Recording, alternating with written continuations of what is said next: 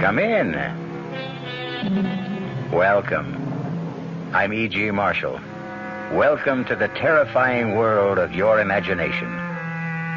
Vampire.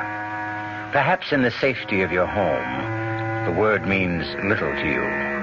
Oh, you've heard of vampires, of course, but do you believe that they exist?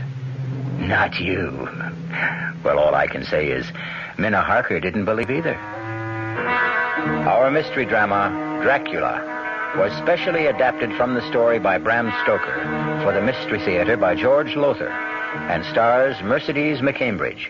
It is sponsored in part by new sugar-free Diet 7-Up and by the Kellogg Company, makers of Kellogg's Special K cereal. I'll be back shortly with Act One. And now, another story of the ball and chain, as Kellogg's Special K presents The Library. Welcome to the public library. May I help you, sir? Yes, I'd like to check out... I'd like to check out Famous Laundromats of the World by Audrey Schnorbart. Sir, excuse me, but isn't that ball and chain you're wearing just like the ones they use in the Kellogg's Special K commercials? This ball and chain? Yes, that one. How are you going to get rid of it? Well, lots of good exercises, and by eating smart at every meal, starting with the Special K breakfast. Don't you have to watch your calories? Yes, and the Special K breakfast is less than 240 calories. Less than 240 calories? Right. A 1-ounce bowl of high-protein Special K, 4 ounces of skim milk, tomato juice, and coffee. It's really tasty, and it's going to help me get rid of this ball and chain. I'd say it's long overdue, get it? Your happy ending could begin with the Special K breakfast from Kellogg's. There's a very special deal going on at all offices of Suburban Savings throughout North Jersey. It's called Suburban Special Interest Deal, and you'll be especially interested in the savings you get. A top 7.90% effective annual yield on Suburban Limited's issue 750 savings certificate. And Suburban guarantees it from 4 to 10 years. Minimum deposit, $2,500. Early withdrawal prior to maturity is subject to a substantial penalty. Suburban compounds interest continuously from day of deposit, paid quarterly. So you not only get interest on your savings, you get interest on the interest. And Suburban offers you the highest interest rate allowed by law. Here's your chance to get a great savings. A top 7.90% effective annual yield on Suburban's limited issue 7.50% savings certificate. Why not deal yourself into Suburban Savings Special Interest Deal in Bayonne, Edgewater, Elmwood Park, Emerson, Hackettstown, Morris Plains, Nutley, Paramus, and Sparta.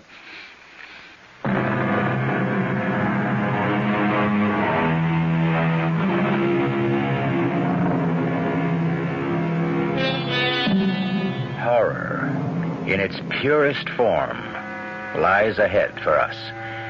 I would be remiss if I didn't warn you that if your nerves are not strong, it might be better for you not to listen.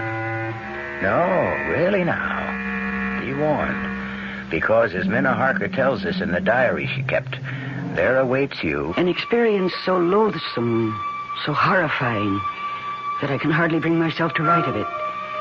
If I'd known what lay ahead for me when I went to visit my dearest and closest friend, Lucy Westenra, at Hillingham, I could not have brought myself to go, much as I loved her. Looking back now, I realize I had plenty of warning, but I paid no attention.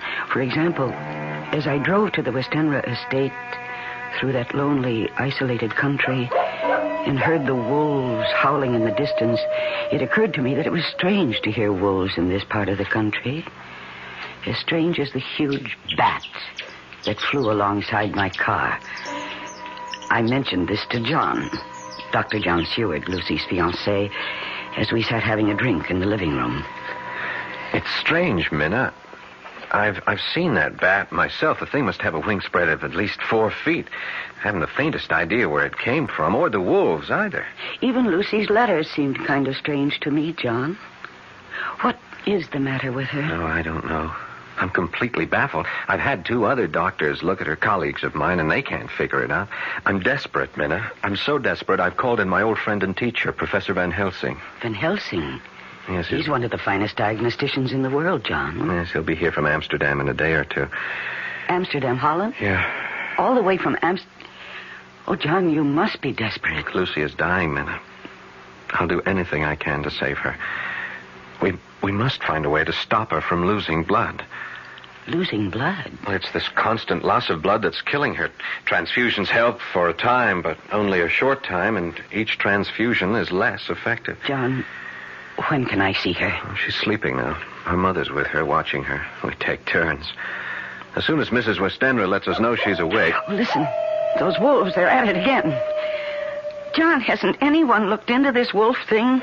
How they suddenly come to be in this part of the country? Well, according to the paper, the town police have looked into it. Well, that's peculiar, too. What? Well, they haven't been able to spot one single wolf. Oh, excuse me. We have a visitor. Oh, come in, Count. Come in. Thank you, Doctor. I'm on my way to town. I have a dinner engagement, and I thought I would stop to ask after Miss Westenra. Oh, she's no better, I'm afraid. I'm sorry to hear that. Can you stay for a drink? Well, I'd like you to meet a friend of Lucy's who will be staying with us for a while. Oh, in that case, of course. Minna, this is Count Dracula, our new neighbor. Count Miss Minna Harker. How do you do? How do you do? Count Dracula? Yes, but do not hold it against me, Miss Harker. I cannot help being of the blood royal. Well, why don't you two get acquainted while I go up and see if Lucy's awake yet? I shall do my best to entertain this charming young lady. I won't be a minute. You're a long way from home, Count. A very long way, Miss Harker. May I ask what brought you here? Business? Business? Good heavens, what kind of business could you have in this part of the country? I mean, it's so isolated. True, it does present difficulties, but I like living in the country. Oh, you must. Oh, forgive me, I'm forgetting my manners. Would you like a drink? Thank you. Scotch or bourbon? Is there perhaps some wine? Red wine? Now, let me see. I'm not very familiar with the supply here. Here we are. There's a bottle of Burgundy. That glass of that will be... Oh. Miss Harker, what's wrong? What is it? It's the bottle. I'm afraid it slipped. It slipped. That's all. Oh, I'm afraid I cut my hand. No, don't be upset. It's only a slight cut, see? No. Lucy's awake and we can... Count, what's wrong? Minna, your hand. I must leave at once, Doctor. Sorry, I cannot stay. Something I just remembered. No, it's all right. I will see myself now. What in the world? But, Count... Minna, what happened? Minna? I dropped the bottle of wine and cut my hand. Yes, I see you did, but... I dropped the bottle because I couldn't see him in the mirror. Couldn't see? What mirror? This mirror over the table. It reflects the whole room. Well, of course it does, but... John, I picked up the bottle to pour Count Dracula a drink, and I looked into the mirror, and he was standing where you are now, and I couldn't see him in the mirror. What? He was there where you're standing, but he wasn't reflected in the glass. Minna, you're not making sense. And you're trembling. John, I'm scared. Of what? How can you ask? I look in a mirror and didn't see someone who should have been reflected in it. Is something going wrong with my eyes or my brain, John? What? Minna, easy. I don't want another patient on my hands. But, John, An optical illusion, something like that. Our eyes play tricks on us sometimes. Now, come on. Let's get a bandage for that cut, and then we'll go up and see Lucy. I believe, John. It must have been. It had to be a trick my eyes had played. What else? Well, we got a bandage for the cut on my hand, and then John took me to Lucy's room. I can't find words to describe the shock I felt when I saw her. She was white as new-fallen snow, and so thin, she almost seemed transparent. She's dying. That was my first thought. She's dying, and nothing can save her. And I know she read the thoughts in my face. I could see the sudden fear in her eyes. I am dying, Minna. Oh, you mustn't even think that, Lucy. You do. It was in your face when you looked at me. I read your thoughts. She's dying, you thought. And nothing can save her. I am. And nothing can save me. Oh, John can save you. And he will. He hasn't so far. You mustn't despair, Lucy. Despair, Minna? I don't have the strength to despair. You better go now, Minna. Go? Lucy, dear, I haven't seen you in nearly a year. We haven't even started to tell each other everything that's happened. Later. Not now. I'm tired. I want to sleep. Oh, well, in that case, I'll come back later. No, not till tomorrow. All right, whatever you say. But I'll just look in on you later. No, Lucy. You mustn't. All right, then. But stop upsetting yourself. Go quickly. Oh, good Lord. At the window. It's nothing. Go, Minna. It's nothing. Nothing. It's that bat. That huge bat that followed my car. Oh, go, I beg of you. Lucy, the thing is trying to get in. Look, it's clawing at the window. Is that locked? Is that window locked? Yes, it's locked. But locks are useless against Count Dracula. Oh, good Lord. Mirrors do not reflect my image, Miss Harker. Nor do locks keep me out. You were that bat. As the wolves you hear are not wolves, but like myself, vampires. Vampires? The dead, who live by night. The dead undead. No, this can't be happening. It's a dream. It's a nightmare. That's what it will seem like when you wake up. Huh? Yes, you're going to sleep now. And yet not sleep. You will remember all you've seen here, but when you waken, it will seem like a dream. A dream you'll tell no one, not even Professor Van Helsing. Because you will not want to look foolish. You'll be ashamed to tell it for fear he will think you're a silly young woman. Enough. Sleep. Did I sleep? Did I dream? No. My sleep was a hypnotic trance into which he had placed me. And what I dreamed was reality. There in the moonlight that streamed through the window, I saw Dracula raise his arms and call. Lucy. Lucy, my dearest love, come to me. Come, my darling. I can't. Too weak. My lover, I'm too weak. Then I shall come to you. Embrace you. Kiss you.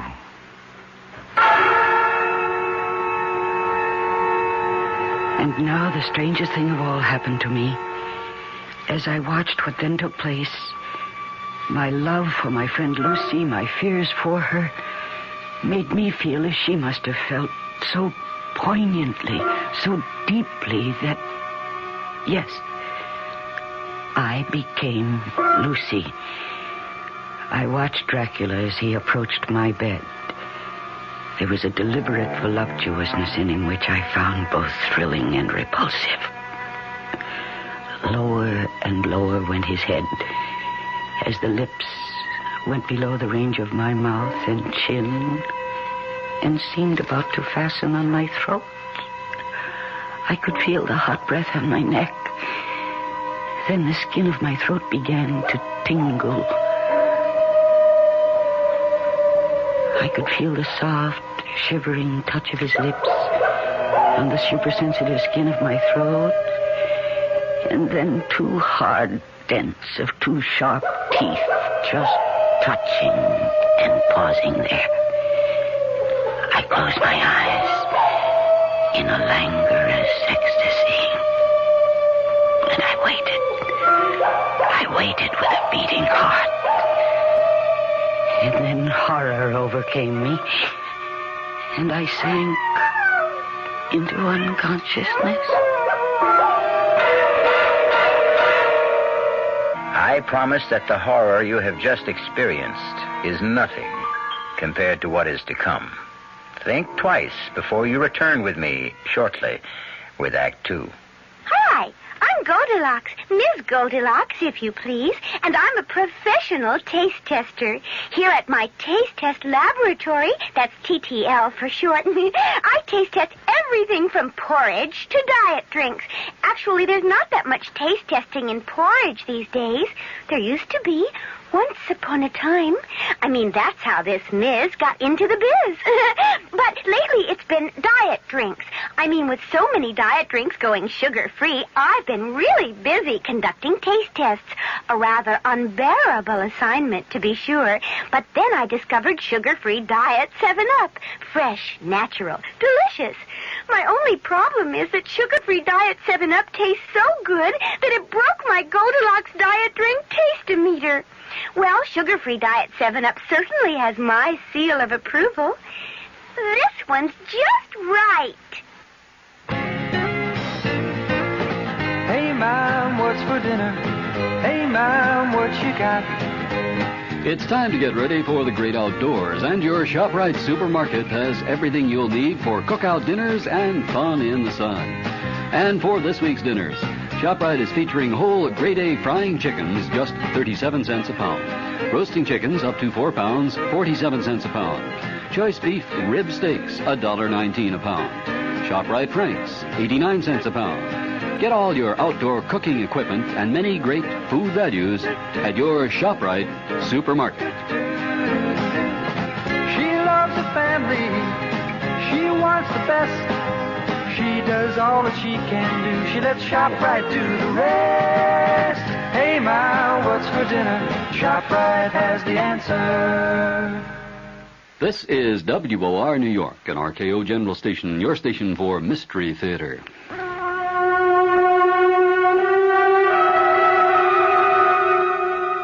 I thought it must have been a dream, a nightmare, for nothing so vile and revolting could be real.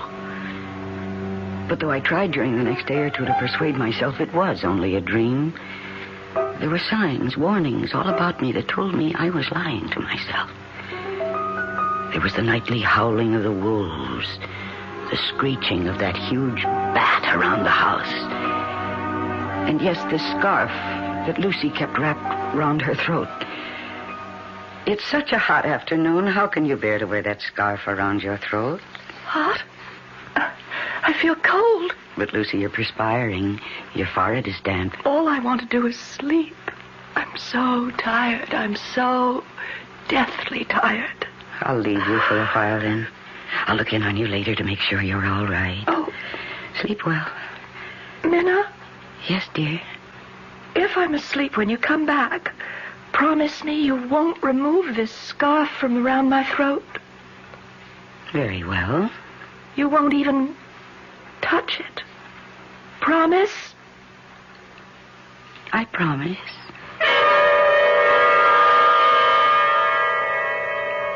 Later that afternoon, toward evening, Professor Van Helsing arrived from Holland. When John introduced me to him, he stared at me suddenly and hard, his eyes boring into me from behind his thick lensed glasses. You are frightened, Miss Harker? Why? Frightened? Maybe she hasn't recovered from that optical illusion the other night. Optical illusion? Yes, you see that mirror over the table there? Yes. Well, we had a visitor, Count Dracula, a new neighbor, Carfax, a few miles from here, and Minna had the illusion that she couldn't see his reflection in the mirror. My eyes must have played a trick on me, Professor. Yes.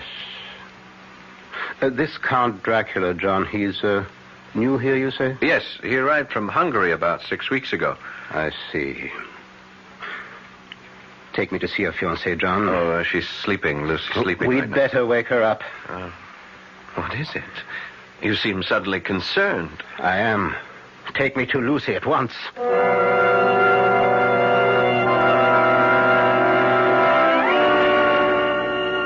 Wake her, John. All right. Gently. Very gently. Lucy? Lucy, dear. Come on, wake up. Here. Let me. Pulse weak, very weak. Eyes. Oh, she's not asleep. She's in a coma. What is her blood type? Oh? So is mine. Prepare for a transfusion, John. I will be the donor. And hurry, man, hurry. Yes, of course. Meanwhile, I shall have a look under this scarf. No, she didn't want the scarf removed. I'm sure she didn't, Miss Harker, but we're going to remove it. Aha. As I thought. What is it? Yes, Professor, what? Look. Look. There are two little holes. Wounds. As if she'd been bitten by a large snake. No, not a snake. Well, what then? What? We must be quick with the transfusion, very quick. And pray God, both of you, that I have not arrived too late.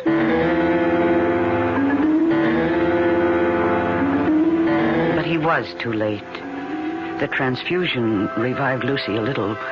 When we'd made her as comfortable as we could, the three of us, Professor Van Helsing, John, and I, went back down to the living room. And it was here that Professor Van Helsing told us the truth. The truth that made John Seward cry out. Vampire? You say we are dealing with a vampire? Professor, have you gone out of your mind? My dear John, I don't blame you. Blame me? I should hope not. You ask me to believe me, a doctor, a man of medical science? Science? There's more to this world than science. But, Professor, a vampire? I can't believe that there's a vampire. I tell you that witches exist. That warlocks exist. That vampires exist. And we are dealing with one here. But if what you say is true... It is. Ask her. Ask Miss Harker. Me? You had an experience in this house that you are concealing. You choose to think it was a dream. When did it happen, child? Last night? No. The night before. Where? In Lucy's bedroom. Minna, what happened? I dreamed... No, it was no dream. All right, then. I saw... Oh, heaven protect me. I saw... You needn't tell me. No need to put you through that. I would if I didn't know who our vampire is. But I do know. Who? The man whose reflection she could not see in that mirror. Your new neighbor, Count Dracula. I don't believe you. I cannot believe you. If you can't believe me, at least trust me. Oh, I'll answer that. Wait. Yes, Professor. If that should be Count Dracula, you did say that he calls about this time each evening, John? Yes. Say nothing, do nothing to give away the fact that we are onto him. Oh, this is nonsense, sheer Do nonsense. as I tell you. You may answer the door now, Miss Harker. Yes. Good evening, Miss Harker. Count Dracula? Come in. And how is Miss Westenra today? Not too well, I'm afraid. She had to have another transfusion. Oh, I'm sorry to hear that, John. Very sorry to hear that. Thank you, Count. I do not believe I have met this gentleman. Oh, I'm sorry. No, you haven't. Let me present my old friend and teacher, Professor Abraham Van Helsing. Professor, this is Count Dracula. How do you do, Professor?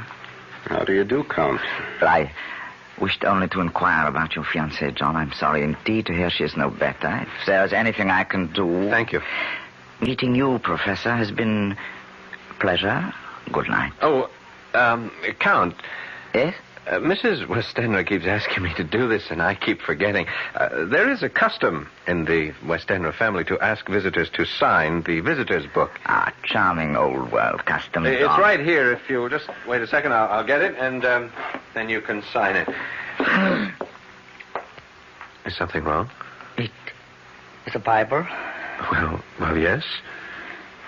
Why do you back away from me? Or are you backing away from the book? The holy book? I must go. No, you'll stay and face this book. You know. John, you fool. You shouldn't have done this. I had to have proof. I will make you pay for this. You shall pay. Oh, no. Not now that I have found out what you are. Oh, John. You think because you discovered my secret you can stop me? Fool. You've only delivered yourself into my hands. I meant to make Lucy one of mine, and that was all.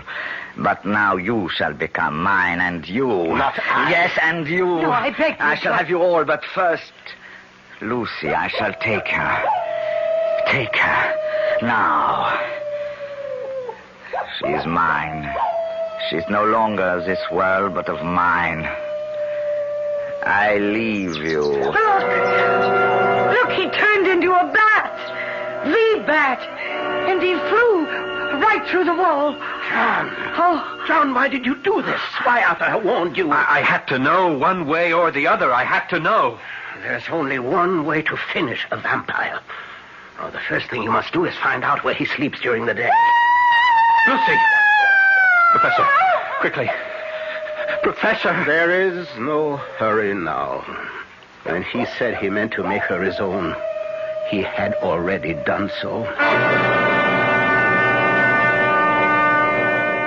It was true. Lucy was dead. We went to her bedroom and found her. Dead. I felt as if I'd been stabbed to the heart. We buried her, my dearest friend, in the West End vault at Hillingham Cemetery, not far from town. Lucy is gone. Dead? No, not dead. Not dead, Professor. She has become the undead. She has become a vampire. Oh, what are you saying? John, listen to me. Believe in me. You didn't believe before. Believe now. Yes. I believe you. Go on. John, you feel you've been through hell. I must tell you that you have been through only the anteroom to hell. What do you mean? Now listen to me. Listen carefully. There is only one way in which a vampire can find peace, can be changed from the undead to the dead. What you must do, terrible as it will be, will release her soul from the horrifying bondage in which it finds itself. Her soul and Dracula's. Dracula's? Do you think a vampire wants to be a vampire? Oh, no. A vampire's soul is chained, pinioned, held mercilessly to this earth by Satan himself. And we who believe in God are the only ones who can free them. It is our duty to destroy them. Well, then let's destroy them. We shall, if you have the nerve to do what must be done. I have the nerve. Professor, you frighten me. I mean to, in order to prepare you. But no matter how well I prepare you, when it comes to doing what must be done, your sanity could snap like that. So first I will ask you both to take as much time as you need to think, to ask yourselves, how much do you really love Lucy Westenra? And be sure, be positive beyond all doubt that your love for her is greater than the hell that lies ahead for you and you this very night.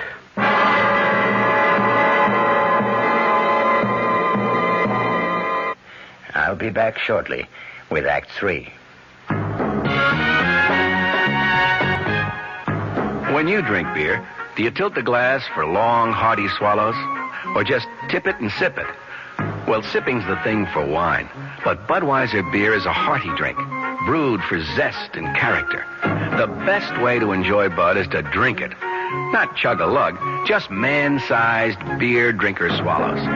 That's when that famous Budweiser taste, smoothness, and drinkability really come through. Smoothness and drinkability that come only from natural carbonation and exclusive beechwood aging. Smoothness and drinkability, too good for any half-hearted sipping. So drink up. You'll see that brewing beer right does make a difference. And that when you say Budweiser, you've said it all. Anheuser-Busch, St. Louis.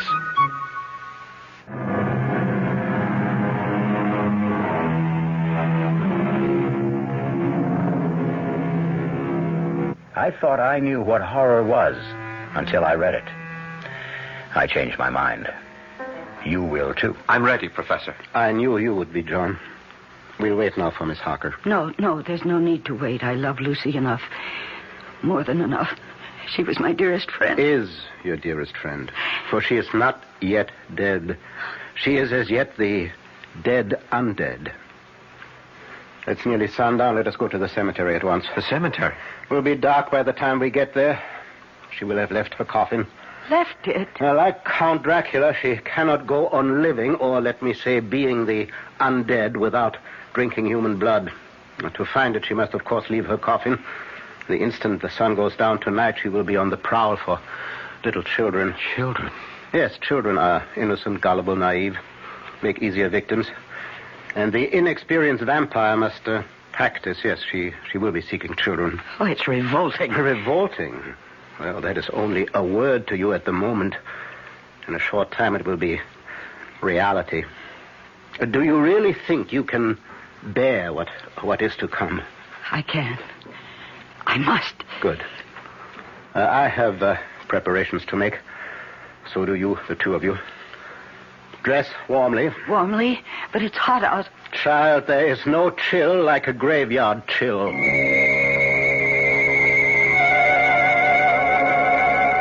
We drove to Hillingham Cemetery in John's car. I'd never been in a cemetery at night. How many people have? I found it a very unsettling experience, to say the least. It was a moonlit night, the moonlight spilling like milk over the gravestones, which in turn threw long black shadows. An owl hooted, and dogs barked, or I couldn't help thinking, were they wolves? And then we reached the West End vault, the vault where we'd put Lucy's coffin that afternoon. Now what do we do, Professor? We go into the vault. Why? And how? I have the key to the vault. How did you get it? I asked the undertaker for it, or rather told him to give it to me. He assumed I was a member of the family. You need not come with me. Not now. But why shouldn't we come? I wish to save you as much shock as I can. She will not be there in the coffin. It will be a shock for you to find it empty. Now, on the other hand, it will be less a shock than what is to follow. Yes, it will prepare you. Come, then. Now, I shall open the coffin now. If she isn't in it, how could she have got out? I could tell you, but it is better that you see for yourself later. Now, this won't take long. I need only unscrew the top part. There. Now to lift off the top of the lid. Yes. Empty. She's gone. Where? Gone where? In God's name, where? In search of the life-giving blood, John. In search of a small child. Oh, it's horrible. It's horrible. John? Yes? Come. We go outside the vault. Now to lock the door. Now, that's most important. And now, what I must do will take a little time. Yes, make yourselves as comfortable as you can. Make ourselves comfortable. Professor, what must you do? Well, I have here a paste made of garlic, flour, and water. I must seal off every crevice with it. Seal all around the door so Lucy cannot get back into the vault, into her coffin. She could? Through the crevices, yes. How do you think she got out of the coffin? I can't believe... Yes. It is unbelievable. But it is so. Now, forgive me. I must get to work.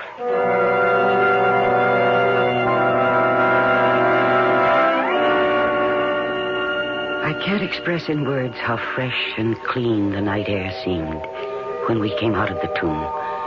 How sweet to breathe the fresh air that held no taint of death or decay. John was silent, and so was I. As for Professor Van Helsing, he was very busy sealing the door. 10 o'clock. I hope both of you took my advice, dressed warmly. We have a long wait ahead of us.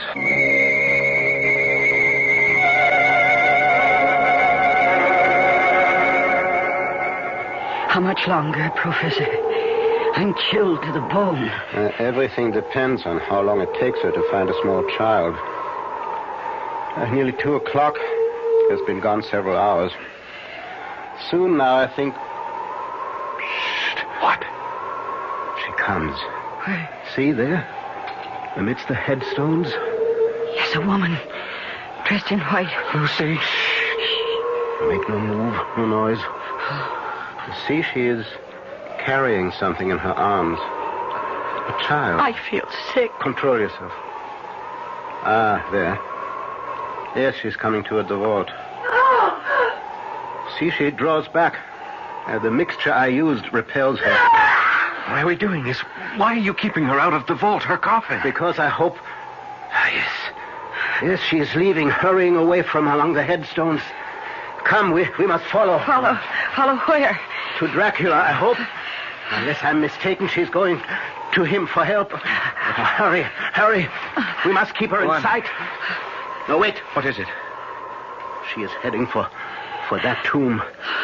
Dracula must be there. Good. Now watch. See, now she's putting the child down on the ground. And now Where is she? She's vanished. She simply slipped into the tomb through the crevice around the door. Oh, wait here. Yes. What's he doing? He's picking up the child, I think. Yes. See, he's coming back now. Here, Miss Harker. You take the child. Keep it warm. Oh, this poor thing. Poor little thing. Look, it doesn't move. It doesn't make a sound. It's lifeless. No, only in a trance. It will recover. But remember, when I ask you to do what must be done, remember that we have saved not only this child, but God knows how many others. I'll remember. Good.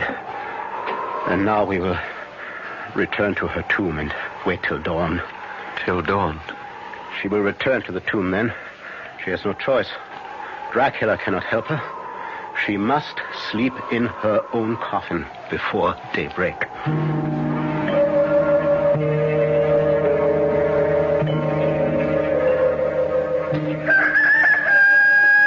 How do you feel, Miss Harker? I'm all right. Thank you. John? I'm okay. It's almost dawn. Why doesn't she come? Soon now. How's the child? Still asleep, if it is only sleep. It is. It will not come to its senses until daybreak. Now, prepare yourselves for... In a very short time, now Lucy should... there. Yes, she's coming. And this time she'll be able to enter the tomb, because you've removed the garlic mixture. This time I want her to enter the tomb and her coffin. It will be there that you will do what must be done. Oh, there she is. Oh, heaven help me. She is as beautiful as she always was. Now, hold on to yourself. She isn't dead. She can't be dead. Lucy! Lucy, my darling! John! No, come back! Lucy! John, my dearest, come to me, John. Come to me. I have never seen anything so horrible. And God save me from ever seeing it again. Lucy's eyes shone with an unholy light, and her face became wreathed with a voluptuous smile as she advanced toward John with outstretched arms. Come to me, dearest. My arms are hungry for you. Come, and we can rest together in the tomb. Come, my lover. Come. And John suddenly opened wide his arms and started running to her, and she to him, when Van Helsing rushed forward between them. And he raised something he held in his hand up against her face. It was a crucifix. With a cry of rage and agony, Lucy flung herself away from John and toward the tomb, and she was gone. John, are you all right? The Lord help me. The Lord help me. And he shall. Come, into the tomb. It's time. Now, first, let me put the bag I brought over here. And now I will remove the coffin lid again. Professor, is this really Lucy's body or some kind of demon in her shape? Oh, she's hideous. Yes. Yes, your friend who was so sweet and pure is now a foul thing. But if you can do what you must do, you will see her once again as she was. Whatever it is, we'll do it. This wooden stake I have bought. Yes? This pointed stake. You must drive it through Lucy's heart. With this hammer. Oh, no. And when that is done, cut off her head with this surgical knife. I don't... You must do it. For her sake, John. For the sake of the woman you loved. All right. Give me the stake. And the hammer.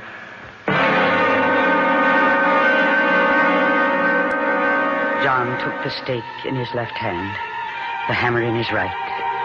I saw him tremble as he placed the point of the stake over Lucy's heart, saw the point dig into her white flesh, and then I could see him gather all his strength, all his self-control. He raised the hammer high above his head and looked at Van Helsing. Yes. Ow! John struck with all his might. The thing in the coffin writhed, and a hideous blood-curdling screech came from the opened lips. The body shook and twisted in wild contortions. John never faltered. He struck, and he struck again, driving the stake deeper, deeper, as blood from the pierced heart welled and spurted up around it. And then the writhing and quivering of the body became less. The teeth stopped champing, and the thing lay still. It was over. Is that enough, Professor? Enough. I think I'm going to... I've got you. There. Now go outside, get some air. No. Both of you go. You look faint too, Miss Harker. I must still her head. No. Have... You have done all that can be asked of you. No more. I will sever the head. Now go now, but before you do, look at your beloved Lucy for the last time.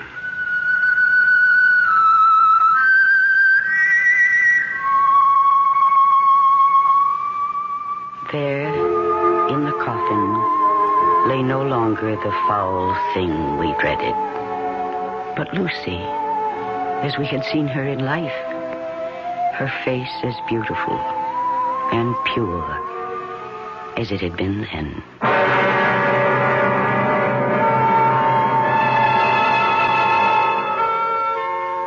You will want to know that later on, Professor Van Helsing freed Count Dracula from his earthly bondage, and in so doing, brought his bloody career to an end. Unhappily, I must add that Count Dracula was only one vampire among, how many? I don't know. Hope I never find out. Hope you don't either. I'll be back shortly.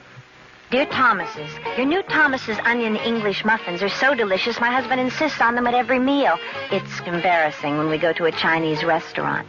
Dear Thomas's, for years I've been buying bagels and Bialys with my Sunday Times. Last Sunday I bought the Times and your new Thomas's onion English muffins. Not bad, Thomas's. Dear Thomas's, since serving sandwiches on your new onion English muffins, I've become very popular with the boys. Yay! Thomas's new onion English muffins. Here, 45, please, and don't spare the horses. Yes, sir. In 1880, when a cab had 4 legs and took 12 minutes to cross Manhattan, Samuel Bath Thomas was baking bread, every bit as delicious as his original English muffins. Here, 45, and move it. Today, cabs have 300 horses, but still take 12 minutes to cross town. And Thomas's is still baking breads every bit as delicious as their English muffins. Thomas's protein, whole wheat, and white bread. Thomas's promises. Our cast included Mercedes McCambridge, Paul Hecht, Stephen Schnabel, Michael Wager, and Marion Seldes. The entire production was under the direction of Hyman Brown. Radio Mystery Theater was sponsored in part by Anheuser-Busch Incorporated, brewers of Budweiser. This is E.G. Marshall inviting you to return to our Mystery Theater for another adventure in the macabre. Until next time, pleasant dreams.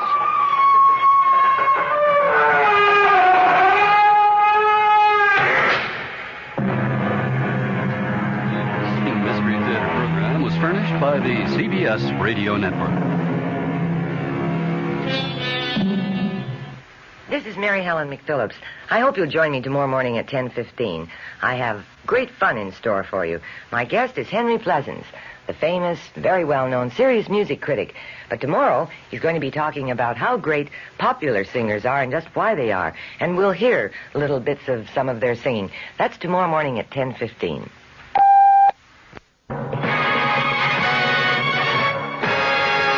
Sheldon Lewis in the Mutual Broadcasting System studios in Washington, D.C. Now, my commentary. President Nixon got a 6-day delay today in his fight against a Watergate subpoena, and a panel of experts said it will present another report on Saturday regarding that now famous 18-and-a-half-minute gap in one of the crucial White House Watergate tapes. A sweeping subpoena issued against the president by the Watergate special prosecutor Leon Jaworski had been due this morning, but U.S. District Court Judge John Sirica gave attorneys additional time to file briefs and to set a hearing date after the White House petitioned the court to quash the subpoena. In a brief session with attorneys in the Watergate cover-up case and White House attorneys, Judge Sirica gave them until next Monday to file answers to the White House motion. He set a hearing for next Wednesday. In a similar struggle last fall, you recall, Judge Sirica rejected White House claims of executive privilege. Back then, he ordered the president to turn over several tape recordings of presidential conversations, and he was upheld by the U.S. Court of Appeals here in Washington. But also, as you recall, the president eventually turned over the tapes without appealing the case to the Supreme Court. There were strong indications from both sides this time, however, that the final showdown may come in the High Court. Meanwhile, 2 members of the panel of tape recording experts said that they are going to present their report to Judge Sirica on Saturday. That panel has been studying the cause of the gap, studying it since last November. In its interim report, issued in January, the same panel said that the gap had been caused by a process of erasing and re-recording at least 5, possibly 9 times, but it did not address itself to whether the erasure and re-recording was deliberate or accidental. Judge Sirica said that the meeting Saturday with Dr. Richard Bolt, a former professor at MIT, and a second unnamed member of the panel would be held in the judge's chambers. The judge said details of the report will not be made public at that time, but that further proceedings in connection with the report will be decided at the meeting. The panel was chosen jointly by the White House and by Special Prosecutor Leon Jaworski after the gap in the tape was made known in a hearing before Judge Sirica, who recommended that the Watergate grand jury investigate the incident. The gap is in one of 9 tapes that were originally subpoenaed by the special prosecutor's office last year. The blank section is at the beginning of a conversation between the president and then White House Chief of Staff H.R. Haldeman, the date June 20th, 1972. That, of course, was just 3 days after the break-in at the Democratic Party headquarters in the Watergate office building here in the nation's capital.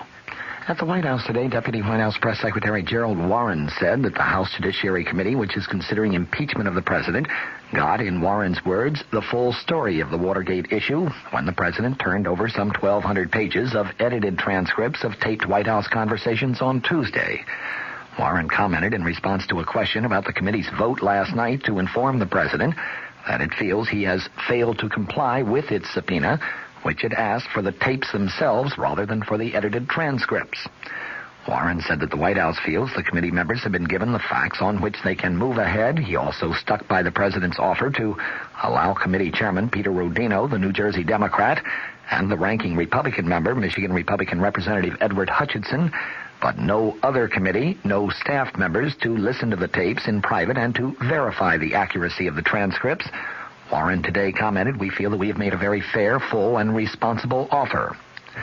From sources in the Senate came reports, meanwhile, that Alexander Haig, currently the White House Chief of Staff, today refused to answer questions before the Senate Watergate Committee, saying that he'd been instructed to invoke executive privilege by President Nixon himself.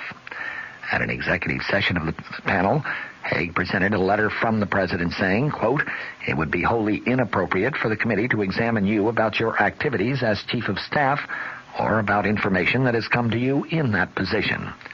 The president's letter invoked both executive privilege and attorney-client privilege in ordering Haig not to cooperate with the committee's probe of the Watergate issue. Meanwhile, Vice President Gerald Ford said today that after reading some of the newly released Watergate transcripts, he is, in his words, convinced beyond any doubt that President Nixon is innocent of any wrongdoing. However, Ford said, he believes the president could have been a little more forceful in trying to get to the bottom of the Watergate issue a little faster. In a brief meeting with reporters at the Justice Department, Assistant Attorney General Henry Peterson today defended his conduct of the initial Watergate investigation and declared, "I am not a whore."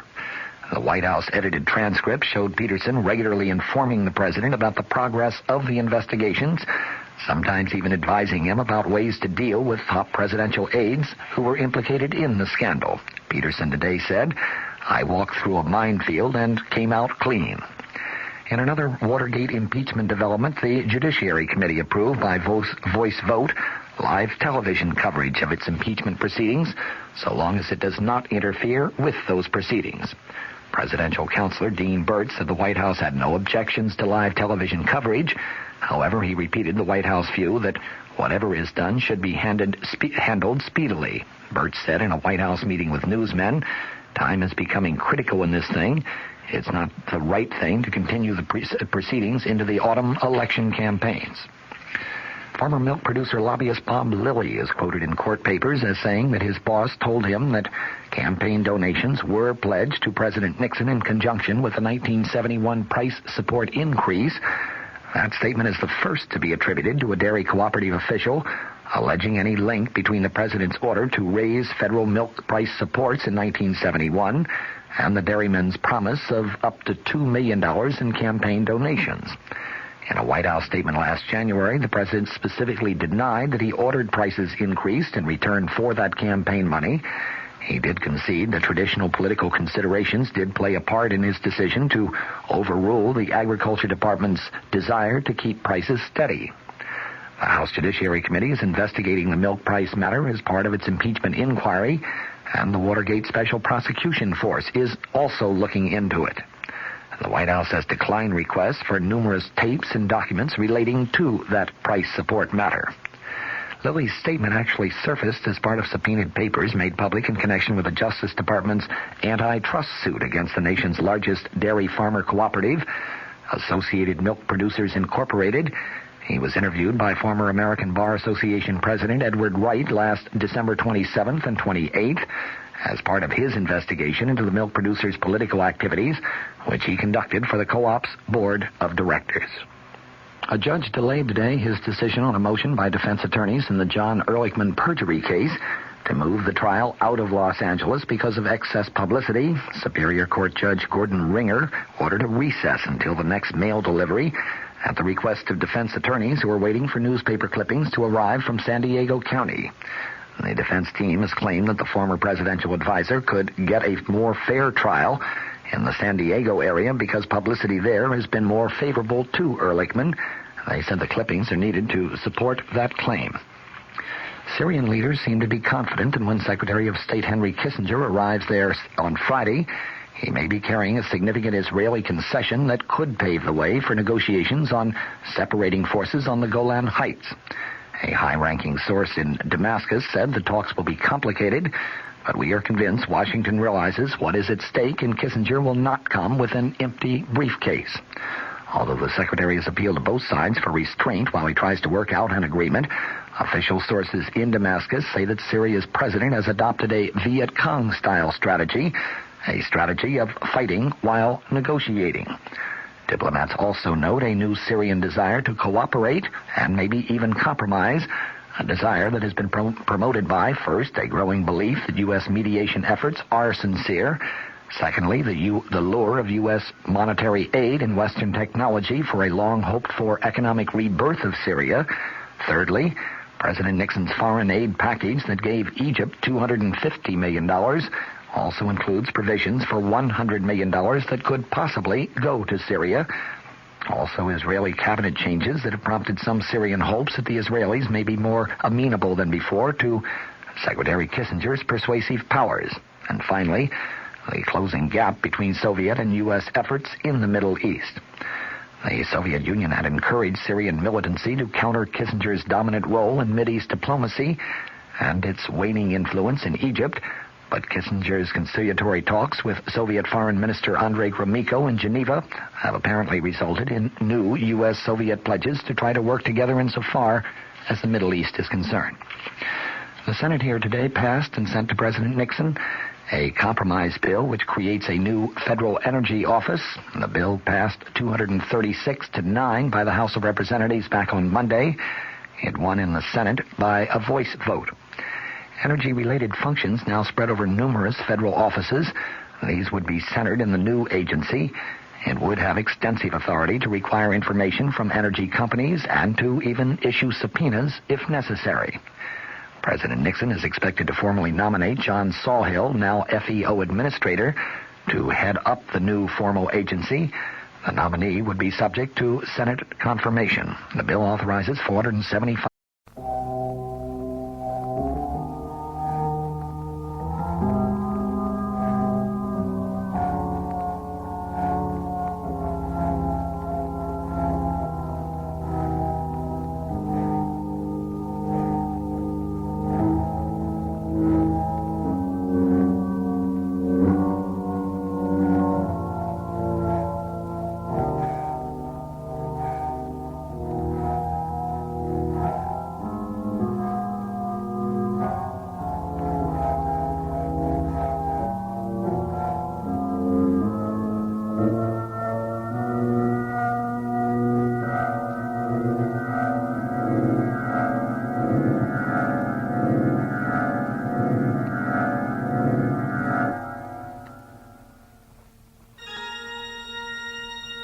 Welcome to the Screamatorium.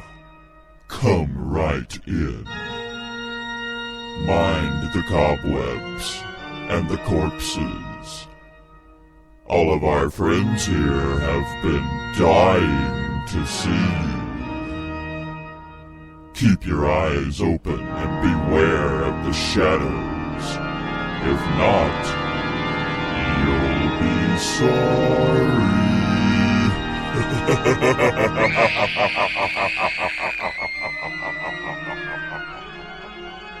The Screamatorium is haunting Spreaker Web Radio now through Halloween.